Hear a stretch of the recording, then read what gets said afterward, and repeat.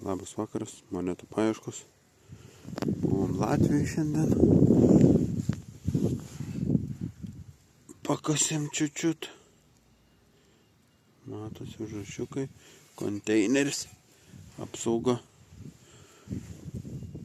Tokia detalė radu. Tokia. Galvoju iš pradžių, kad tekinis, bet dabar galvojam, sankabas gal kažkoks dangtis. Ir čia skydas jau biškai apdirbau. Reiks suvirinti. Padaryti kaip naują ir parduoti turgu, ne? Laužynas mano. Baisu.